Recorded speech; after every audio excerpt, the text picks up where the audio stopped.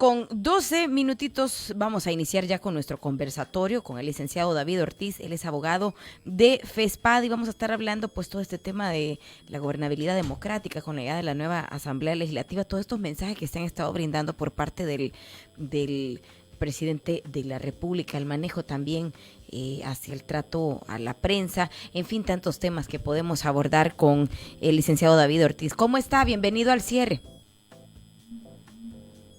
Hola. Liliana, Mario, qué gusto poder conversar con ustedes hoy.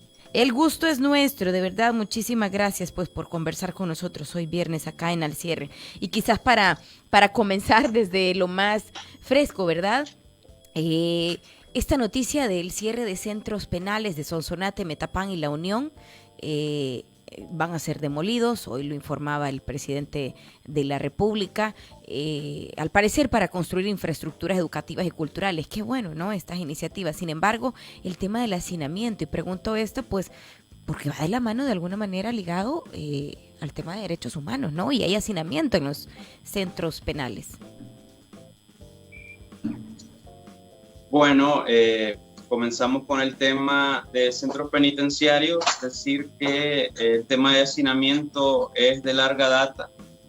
Tenemos desde principios de los años 2000, cuando la población penitenciaria llegaba a cerca de las 9.000 personas, hasta a finales de 2019, que llegamos como 36, 37.000 personas en los centros penitenciarios.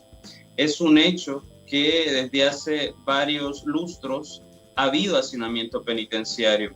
Ahora, respecto a la noticia, entre menos penales y más escuelas tengamos en el país, esa siempre va a ser una buena noticia. Totalmente.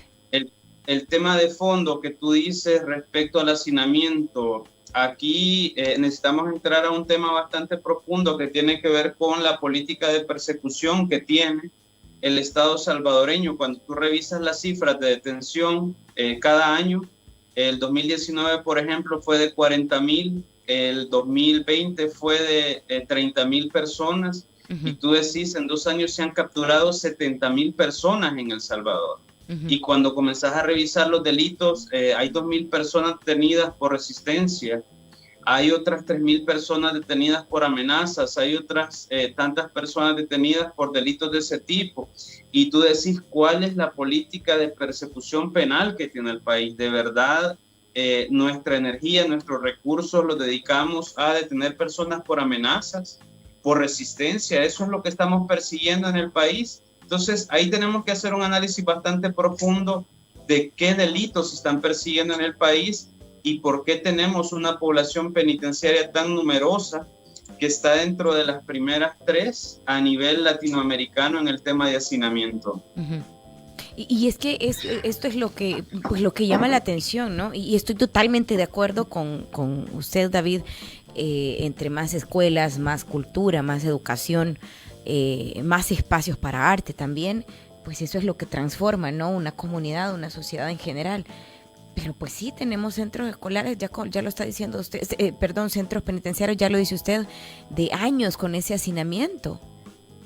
Y los delitos pues se siguen cometiendo, siguen estas capturas. ¿Qué es lo que podría generar entonces, de ser así, si existe este hacinamiento? Porque ya oíamos al ministro de Seguridad, al señor Villatoro, que decía que no es para generar hacinamiento o que no hay hacinamiento.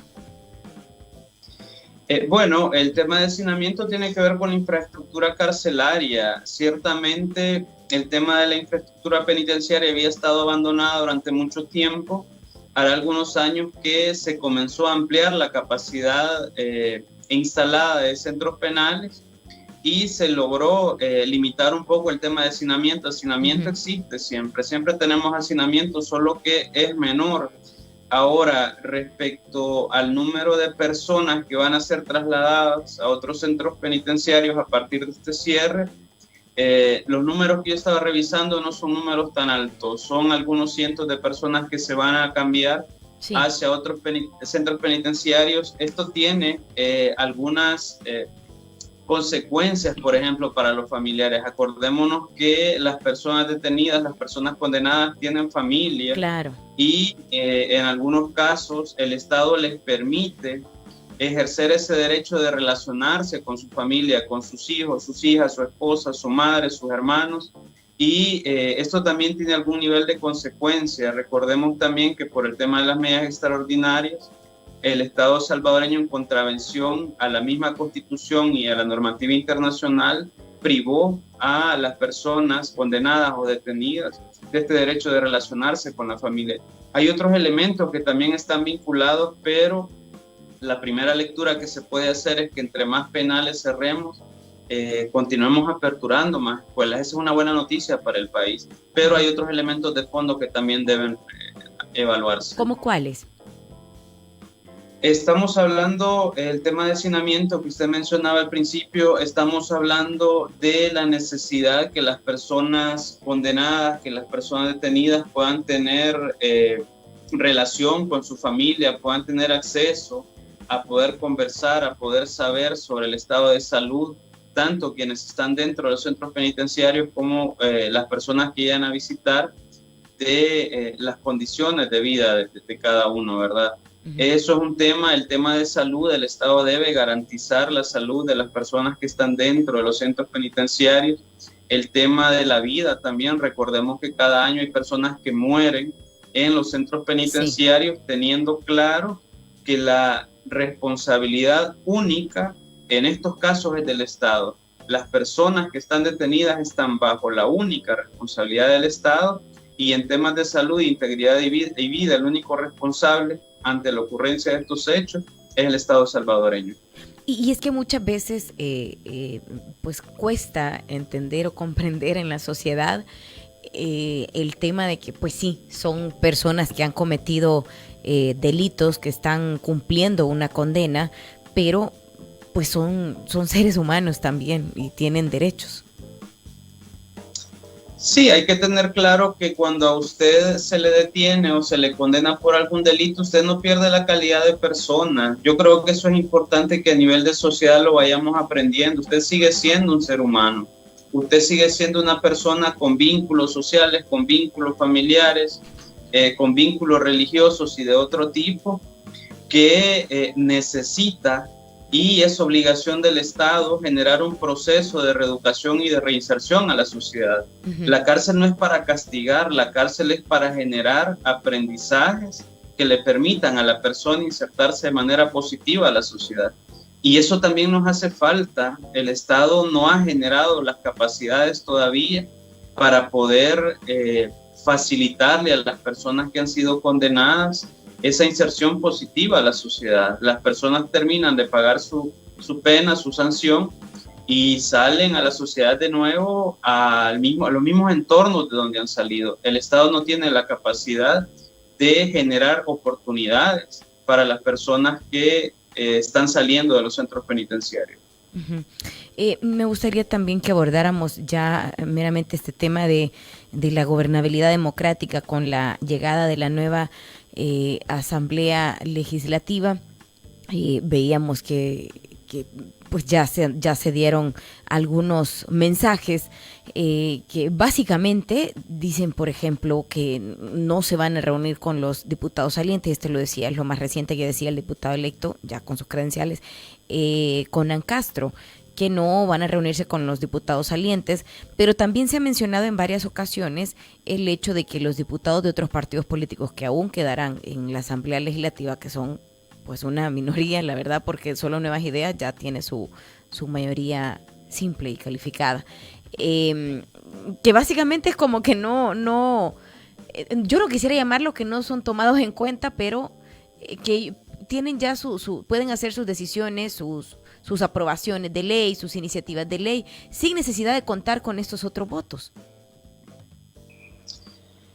Cada diputado, cada diputada que ha sido electo tiene una representatividad de la ciudadanía salvadoreña. Cada diputado a quien se le entregó credencial ha sido votado por determinado número de personas. Y en ese sentido, el mismo respeto, la misma consideración, el mismo trato merece un solo diputado por determinado partido, por determinado color que ingresó, hasta la bancada mayoritaria que haya logrado ingresar. Eso es importante tenerlo claro porque el diputado vale en la medida en que representa un caudal de votos y un grupo de ciudadanos y ciudadanas que le dieron esa confianza, esa posibilidad de poder estar en el Parlamento salvadoreño. Tengamos claro que la Asamblea Legislativa, por definición, es el órgano de deliberación, el órgano de discusión, el órgano en donde debe haber ese intercambio de ideas, de propuestas, de maneras de cómo abordar determinados problemas y al final haya 40, haya 50, haya 20 diputados, diputadas de uno u otro partido. El proceso legislativo debe ser ese, ¿verdad? De intercambiar ideas desde el respeto, desde la fundamentación y desde el objetivo común que deberían de tener todos los funcionarios, que es garantizar los derechos humanos de la población y fortalecer la institucionalidad del país. Ahora bien, pero ¿qué lectura o cuál es el mensaje que se está enviando a la sociedad como tal por ese tipo de mensajes, pues? El tema que los nuevos diputados que van a asumir por nuevas ideas digan que no van a reunirse con la asamblea o con la directiva saliente, yo creo que es parte de un comportamiento que ya se vio cuando el actual presidente de la República ganó la presidencia. Yo creo que no estamos ante un escenario nuevo. Entendería que en el tema de consejos municipales va a existir un comportamiento en la misma línea y no estamos ante un comportamiento que no hubiésemos visto de parte de este grupo político. Es algo que ya pasó. Ahora, ¿por qué lo hacen? Eso es importante escuchar la explicación o la fundamentación que dan, ¿verdad? Porque al final son parte de los procesos de relevo que deben existir en la administración pública. Llegan funcionarios y salen funcionarios. Es así. ¿Preocupa que pueda normalizarse este tipo de relacionamiento o no relacionamiento? Es importante que en el país haya cabida para las diferentes formas de pensar, para los diferentes pensamientos políticos y no manejar el discurso público en la lógica de que el que piensa distinto a mí o el que no es de mi partido es mi enemigo. Es decir, vernos desde las diferencias ideológicas como enemigos. La sociedad salvadoreña viene de ahí, viene de enfrentarse con fusiles porque pensaban de que la persona que no tenía la misma forma de ver el mundo era un enemigo y había que aniquilarlo. La sociedad ya pasó por ahí, ya en este momento debemos tener la madurez de entender de que deben existir otras formas de pensamiento, otras expresiones políticas, y que el electorado al final es quien debe decidir cuántos diputados o diputadas le otorga cada expresión, pero eso no le resta ningún tipo de representatividad. Siempre es voto ciudadano el que lo ha elegido. Vamos a hacer una breve pausa, David, y pues vamos a continuar hablando sobre este tema, porque también veíamos en su página, por ejemplo, de FESPAD, que un comunicado de prensa titulado como urgente necesidad de detener las expresiones de violencia, odio y contra el honor, y pues llama la atención justamente el tema de las expresiones de violencia y odio. Vamos a hacer una breve pausa y ya regresamos con más acá en Al Cierre y su conversatorio.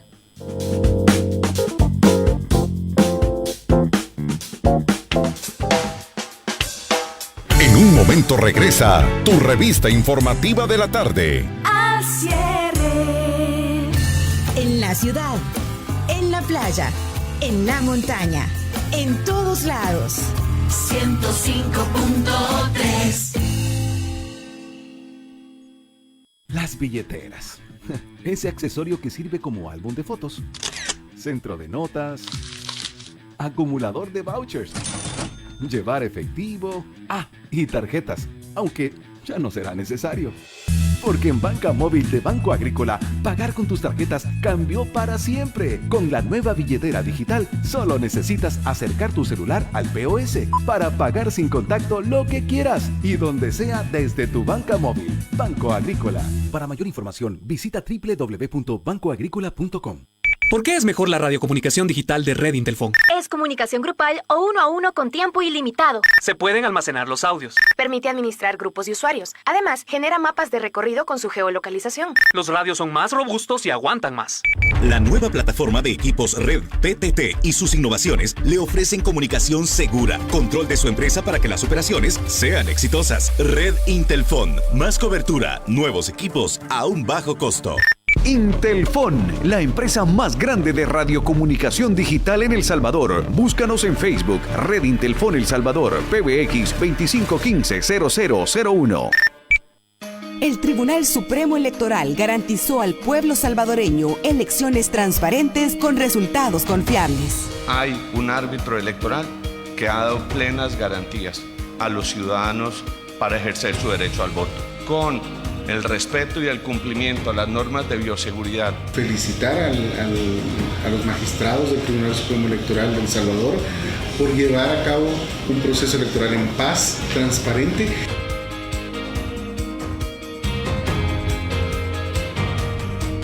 Nos preparamos con tiempo para un evento electoral que garantizó un proceso eficiente, transparente y expedito. Esta implementación tecnológica redujo considerablemente los tiempos de procesamiento de resultados. El Salvador está en la vanguardia en el tema electoral. Utilizamos un sistema tecnológico, autónomo y soberano, que fue capaz de realizar una transmisión, procesamiento y divulgación de resultados en la misma noche de las elecciones. Agradecemos por el trabajo realizado al personal del TSE, organismos electorales temporales y especialmente a la ciudadanía por cumplir con su derecho y deber de asistir a las urnas. Tribunal Supremo Electoral, consolidando la democracia.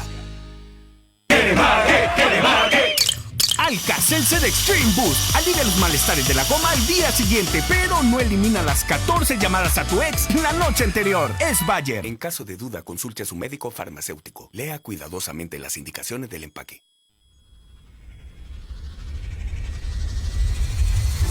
Cinefilia es lo más taquillero. Estrenos, clásicos, curiosidades y mucha música. Te esperamos todos los miércoles a las 7 de la noche por Punto 105. Punto 105. Los éxitos de los 90s, 2000 y lo mejor de hoy. Los escuchas aquí. 105.3. Punto 105. Ahora continuamos con más contenido interesante para ti en Al cierre. 6 de la tarde con 30 minutos. Seguimos conversando con el licenciado David Ortiz, abogado de FESPAD.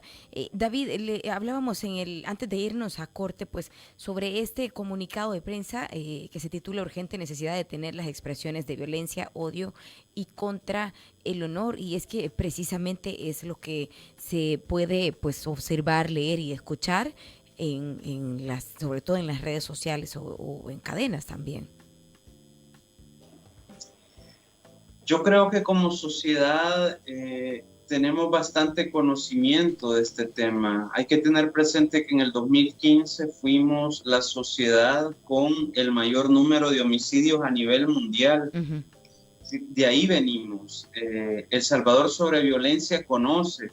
En el siglo anterior venimos de un conflicto armado interno. Uh-huh. Aquí hay condiciones bastante cercanas en donde hemos visto que como sociedad tenemos una capacidad bastante grande para ejercer violencia. En ese sentido, el rol que deberían de funcionar, de ejecutar, de tener los funcionarios públicos, es de buscar la armonía social. Es decir, suficiente violencia ha tenido esta sociedad como para estar empujando a través de discursos que pueda ocurrir más violencia. Venimos de una campaña electoral donde hubo personas muertas. Uh-huh. En una contienda electoral. De eso ya había rato que no sucedía en el país. hay signos que son para preocuparse y como sociedad deberíamos de ponerle atención. No debería de tener cabida en nuestro día a día los discursos de odio. Debemos aprender y entender de que el hecho que una persona piense distinta no la convierte en mi enemiga. Tiene el derecho a pensar y tiene el derecho a expresarse en la forma que, cómo ve el mundo, cómo piensa. Eso se llama tolerancia y a nivel político hay que aprenderlo, a nivel comunitario hay que aprenderlo, a nivel social hay que aprenderlo. Tolerancia. ¿No hay tolerancia hoy por hoy en nuestra sociedad?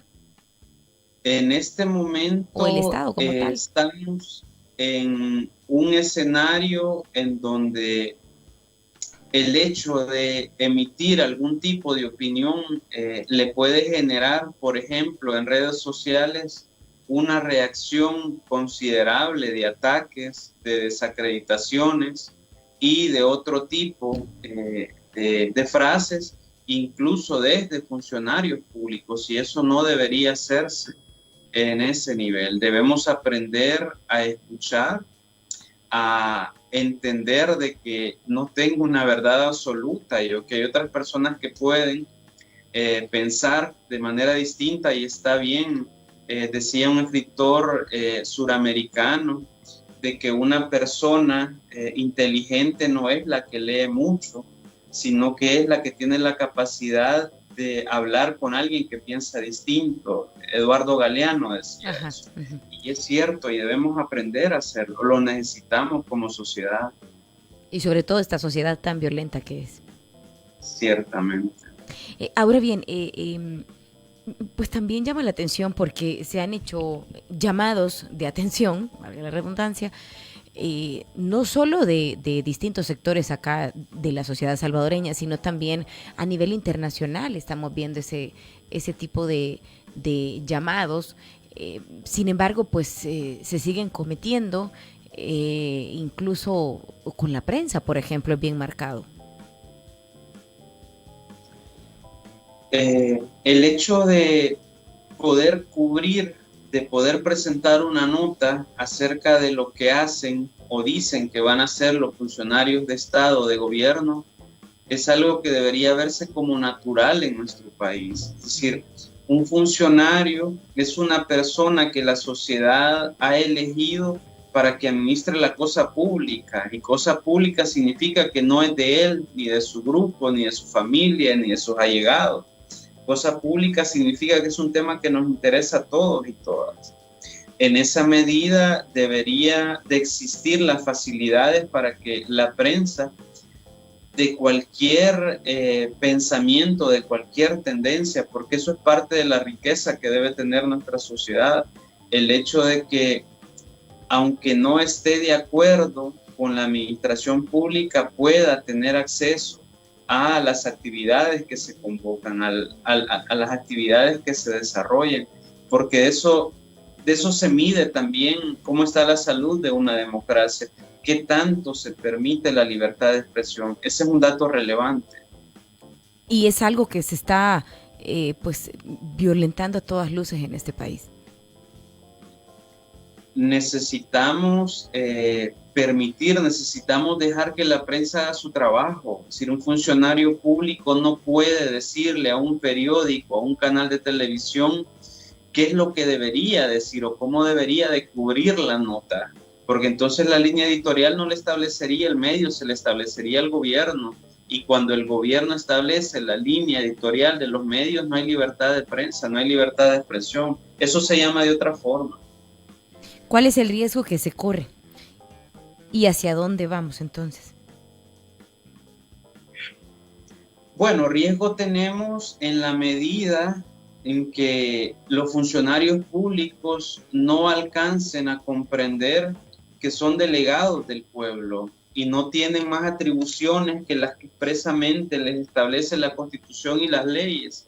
Y eso lo dice claramente el artículo 86 de la Constitución. No tienen más atribuciones que las que expresamente le da la Constitución y las leyes. Eso debe tenerlo claro el funcionario de la Corte Suprema, de la Asamblea Legislativa, de la Corte de Cuentas, de Presidencia de la República, de Fiscalía y de toda la institucionalidad del Estado. Eso es importante. Ahora, ¿hacia dónde vamos? necesitamos ir hacia un punto en donde la sociedad entienda que la democracia no es ir a marcar un papelito cada cierto tiempo, que democracia es involucrarse en el destino de la cosa pública y conocer cómo se desarrollan los asuntos públicos. Estamos hablando de salud, estamos hablando de economía, estamos hablando de trabajo, de educación. Cuando como sociedad entendamos que la democracia tiene que ver con eso y no con marcar una banderita cada 3 o 5 años, entonces vamos a comenzar a tener una democracia más floreciente, más robusta. En este momento estamos en una situación en donde la democracia necesita fortalecerse. Ahí estamos. ¿Y hacia dónde debemos ir? Hacia un escenario en donde la ciudadanía entienda que la cosa pública no es algo ajeno a sus intereses, que debe preguntarse por qué está subiendo la energía eléctrica, que debe preguntarse cuál es la política pública de seguridad, que debe preguntarse por qué no se aprueba una ley de agua en la Asamblea Legislativa, por qué no se aprueba una ley de soberanía alimentaria, por qué no se aprueba una ley para proteger a los defensores y defensoras de derechos humanos. Esas preguntas debemos hacerlas como sociedad. Y justamente ahora que pues entra una nueva Asamblea Legislativa. Ahora bien, hablaba sobre la democracia que debe fortalecerse. ¿Hemos retrocedido? ¿O teníamos ya una democracia tan valiente? Tomando en cuenta que la democracia en este país es relativamente joven. Cuando se firman los acuerdos de paz, una de las apuestas que se tenía era democratizar el país. Tengamos claro que desde el año 31 que se da el golpe de Estado, Maximiliano Hernández Martínez, hasta el 15 de octubre de 1979 acabó dictadura militar, y el cierre de espacios en donde las personas pudieran opinar y pudieran tener una participación política sin temor a ser asesinados o desaparecidos, eso es lo que generó la guerra. El tema económico también. En el 92 se genera una hoja de ruta de qué es lo que debería hacerse para poder fortalecer la democracia, para poder construir una democracia robusta. Lastimosamente, las élites políticas que gobernaron desde el año 92 hasta la fecha no han tenido como punto de llegada, como objetivo, fortalecer la democracia. Han tenido otros intereses, como por ejemplo el robar dinero de la cosa pública. Tenemos varios presidentes que han sido procesados y otros que están siendo procesados por atribuírseles el haberse apropiado de dinero público. Tenemos partidos políticos que se preocuparon más por cooptar instituciones del Estado que por fortalecer instituciones como Fiscalía, como Corte de Cuentas, como Corte Suprema de Justicia, como Consejo Nacional de la Judicatura. Entonces tenemos a élites políticas que se preocuparon más por cooptar la institucionalidad y no fortalecerla. Eso explica el momento en el que estamos hoy día en el país, con una institucionalidad bastante frágil y con una democracia que no va más allá de ir a marcar una papeleta cada cierto tiempo. Necesitamos trascender de ese concepto de democracia. ¿Qué está pasando también entonces con el respeto a la separación de los poderes de Estado? Pues también, o sea, el Estado constitucional en general. Eso es fundamental para poder decir que vivimos en democracia. El tema de la separación de poderes. Eso es algo que yo amarro con la respuesta que le daba anteriormente, que en nuestro país nunca ha sido prioridad para las élites que han gobernado. Acá las élites siempre se han preocupado por poner un fiscal que no les vaya a generar problemas, por poner una corte de cuentas que no fiscalice cómo se ejecutan los fondos públicos, una Corte Suprema de Justicia que esté sometida a los poderes de turno y así un largo etcétera. Esa ha sido la práctica política de las élites que han gobernado el país a partir de los acuerdos de paz. Eso explica lo que tenemos en este momento, una institucionalidad debilitada, sin las capacidades necesarias para poder hacer respetar nuestra Constitución. Ahora, ¿qué es lo que viene? Ajá.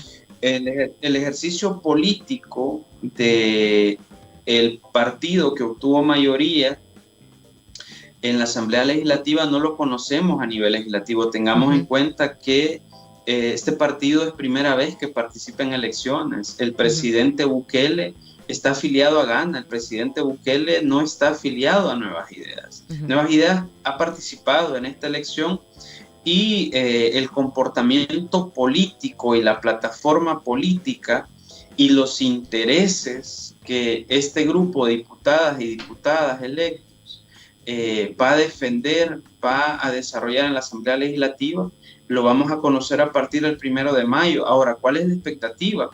Pues la expectativa de la sociedad civil, de las organizaciones de derechos humanos, es que legislen para las personas, legislen en favor de los derechos humanos. Esto tiene que ver con el tema de generar una política fiscal que ya no sea más regresiva, que no paguemos más los que tenemos menos, sino que paguen más los que tienen más. Estamos hablando de generar elecciones de segundo grado desde las capacidades, desde un perfil técnico de las personas que se van a elegir.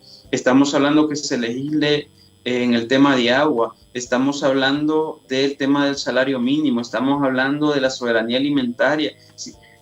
Esa agenda nos interesa desde la sociedad civil. Ahora, ¿qué van a hacer? ¿Qué comportamiento político van a tener? Lo vamos a ver desde el 1 de mayo. Tengamos claro de que Nuevas Ideas es primera elección que participa y no ha tenido representación legislativa nunca. Pero vemos que viene con una gran fuerza y aún sin saber pues cómo va a ser su funcionamiento, pues vemos una gran aceptación de la población desde el momento que pues tienen una mayoría en uno de los principales órganos de Estado. Para los partidos que se han repartido la institucionalidad en estos 30 años que han pasado, es un voto de castigo claro, y así debe leerse de parte de cada ciudadano, de cada ciudadana que ha decidido elegir a un diputado de Nuevas Ideas, teniendo presente que por lo menos una plataforma legislativa para este partido no se conoce. Por lo menos yo no escuché, no conocí una plataforma legislativa. La forma como ellos se proyectaban hacia el electorado era que iban a cumplir o iban a apoyar al presidente Bukele, pero iban a apoyarlo ¿en qué? Por ejemplo, en el tema de seguridad es importante que lo apoyen. El tema de seguridad es un tema determinante para el país. Tengamos presente que hay temas de financiamiento, hay temas de fortalecimiento institucional que tienen que ver con este tema. Eso es fundamental hacerlo. Y hemos visto pues el plan control territorial. ¿Qué opinión le merece usted a este plan, tomando en cuenta que últimamente también se están registrando más desapariciones o más crímenes?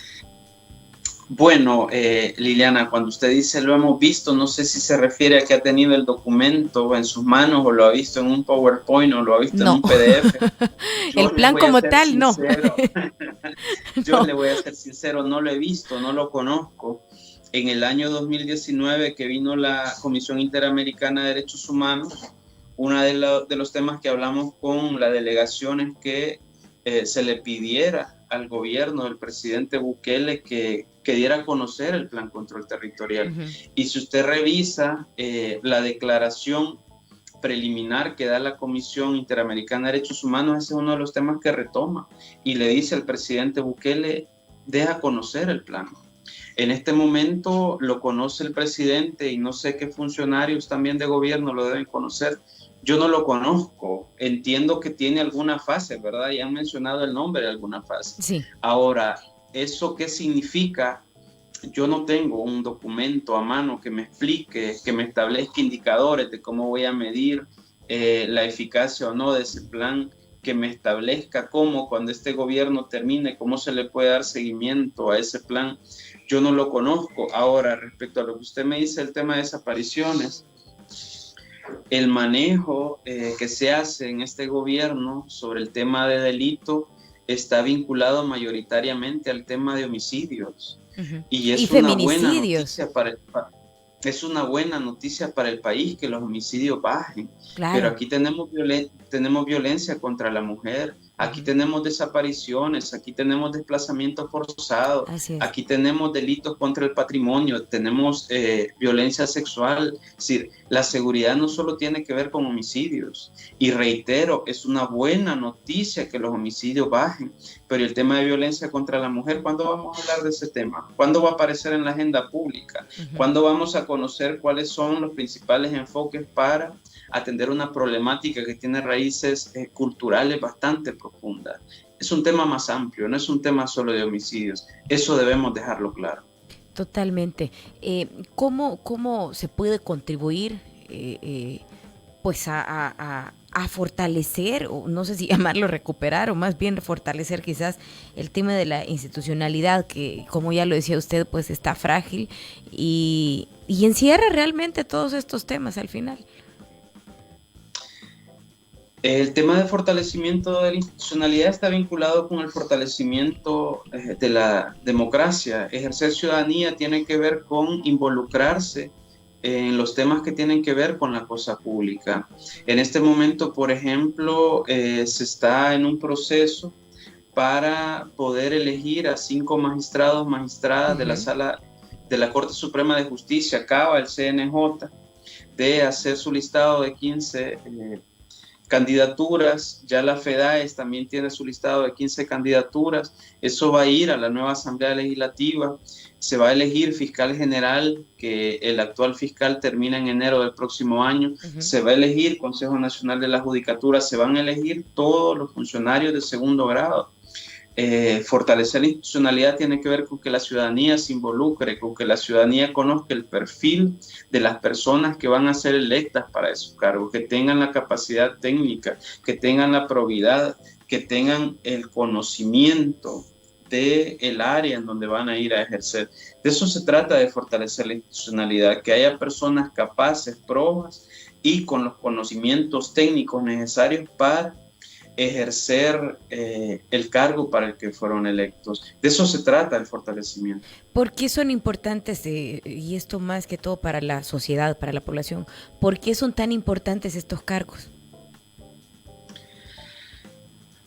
Nosotros tenemos un diseño institucional desde la lógica que establece la Constitución, que tiene a la persona como centro de la actividad estatal. Porque es importante que haya un fiscal o una fiscal, porque sería importante también pensar que una mujer ocupe ese cargo, así como pasó con Claudia Paz y Paz en Guatemala. Porque es importante, porque de la buena o mala gestión que realicen estos funcionarios tiene que ver con la calidad de vida que usted pueda tener como ciudadano, como ciudadana. Un ejemplo bien sencillo es un fiscal o una fiscal general de la República, que tiene que ver con la persecución del delito.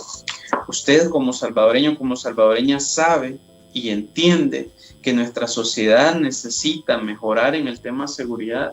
Fiscal general es clave para ese tema. Corte Suprema de Justicia, el máximo tribunal a nivel de país, sala de lo civil, sala de lo contencioso, sala de lo constitucional, sala de lo penal. ¿A dónde acudió la ciudadanía en el contexto de la pandemia cuando las autoridades del gobierno estaban sobrepasando sus atribuciones constitucionales? A la sala de lo constitucional. ¿Y qué dijo la sala? Efectivamente está invadiendo atribuciones de la Asamblea. No le corresponde, señor presidente, estar limitando derechos. No lo haga más la sala, porque es importante tener magistrados, magistradas independientes, porque es parte de los equilibrios y de los ejercicios de control de poder que debe existir en toda democracia. Si no existe el control del poder, no estamos hablando de una democracia. Y ya para ir cerrando, David, quizás esto será un poco complicado o no sé, pero ¿cómo contribuir también al desarrollo entonces de una de nuestra sociedad en cuanto a una convivencia armónica, luego de todo esto que hemos estado hablando, de este país tan chiquito pero tan violento también, y que lastimosamente a nivel internacional pues nos están viendo con esos ojos también, ¿verdad? O sea, que somos un país muy violento y ahora pues también con una democracia o institucionalidad bastante cuestionada. Tengamos claro que el comportamiento violento es un comportamiento aprendido. Usted aprendió como persona a ser violenta porque vio ese comportamiento en su entorno. Aquí tenemos miles y miles de casos de violencia intrafamiliar, de violencia contra la mujer, de lo que se habla poco y se atiende poco. Ahora, ¿qué es lo que se puede hacer para intentar aportar en ese proceso de ir disminuyendo el nivel de violencia que tenemos contra la sociedad? Desaprender las conductas violentas que tenemos. Todos, todas en algún nivel tenemos algún aprendizaje de conductas violentas. Vea cómo conducimos, vea cómo nos relacionamos. Tenemos conductas violentas aprendidas y tenemos que desaprenderlas. Es así, mientras no desaprendamos esas conductas para poder actuar de manera distinta, vamos a seguir en los mismos ciclos de violencia. Con el tema de fortalecimiento institucional, aquí el camino está claro. La ciudadanía, la sociedad debe involucrarse en los temas de cosa pública. Hay muchas personas que dicen, no, yo de política no hablo, no, a mí de política no me interesa. Déjeme decirle que esos temas son los que determinan si usted puede tener un empleo, si usted puede tener acceso a salud, si usted puede tener seguridad, si usted puede tener acceso a una vivienda. El hecho de participar en política determina ese tipo de cosas, que tengamos una política de vivienda en el país, que de eso no se habla, del derecho humano a un hábitat adecuado, el tema de soberanía alimentaria, es decir, hay un largo de etcétera. Bueno, hemos visto que la pobreza se ha agudizado aún más hoy con la pandemia. Sabemos que no solo aquí en el país, sino que a nivel mundial, pues. Sí, por supuesto, la pandemia ha sido un golpe tremendo para todas las sociedades. Un dato le doy, el año pasado, el 2020, perdimos cerca de 75,000 empleos los primeros 4 meses de la pandemia y luego comenzó el país a recuperar algunos de estos empleos, 73,000. Es decir, estamos hablando de golpes importantes. El gobierno debe desarrollar de manera agresiva medidas para poder generar empleo. Está bien que les lleve canasta de víveres a las familias, pero necesitamos empleo. La canasta le va a durar un tiempo, pero luego va a necesitar alimentarse. Y para eso es un empleo formal, un empleo digno. Necesitamos unas medidas agresivas de parte del gobierno para generar empleo. Aquí hay mucha persona que necesita tener acceso a un empleo digno. Perfecto. Bueno, se nos ha terminado el tiempo. David, muchísimas gracias de verdad por conversar ahora acá en Al Cierre y para todos nuestros oyentes. Muchas gracias, Liliana, por la entrevista, una invitación a toda la sociedad de que no tengamos miedo de hablar, de que no tengamos temor de expresarnos y entender que el hecho que otra persona piense distinta no la convierte en mi enemigo, de tener esa capacidad de dialogar. Eso nos hace falta como sociedad. Totalmente. Muchísimas gracias y pues que esté bien, que tenga buen fin de semana. Muchas gracias, qué gusto. Bueno, conversábamos con el licenciado David Ortiz, abogado de FESPAD. Hacemos nuestra última pausa, pero antes...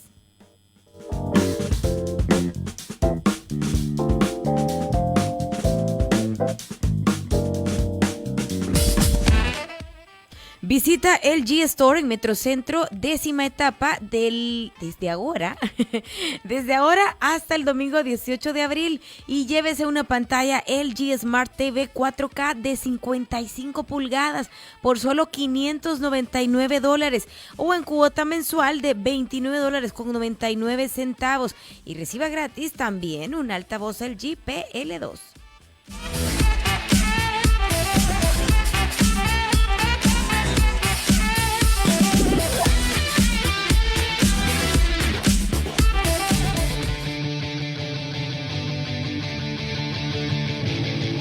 Tu revista informativa de la tarde.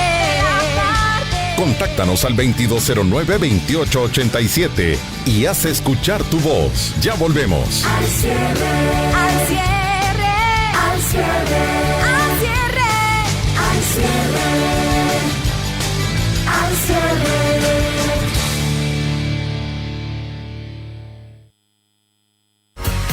Estás escuchando lo mejor de los 90s, 2000 y lo mejor de hoy. Punto 105. La radio del joven adulto. ¡Ey, tengo hambre! ¿Dónde podemos ir? Se me antoja un ceviche o unos ricos mariscos empanizados. Yo tengo ganas de unas costillas o unos ricos chicharrones. ¡Ey! ¿Por qué no vamos al restaurante Caribe 179? Es un nuevo concepto de restaurante con un ambiente cool, exquisita comida, un amplio menú y también tiene servicio a domicilio. ¿Y por la noche qué tal es el ambiente? Hay un área de karaoke y discoteca y también un escenario para música en vivo con su pista de baile. ¡Ey! ¿Entonces qué esperamos? Por la radiocomunicación digital de Red Intelfon. Es comunicación grupal o 1 a 1 con tiempo ilimitado. Se pueden almacenar los audios. Permite administrar grupos de usuarios. Además, genera mapas de recorrido con su geolocalización. Los radios son más robustos y aguantan más. La nueva plataforma de equipos Red PTT y sus innovaciones le ofrecen comunicación segura, control de su empresa para que las operaciones sean exitosas. Red Intelfon.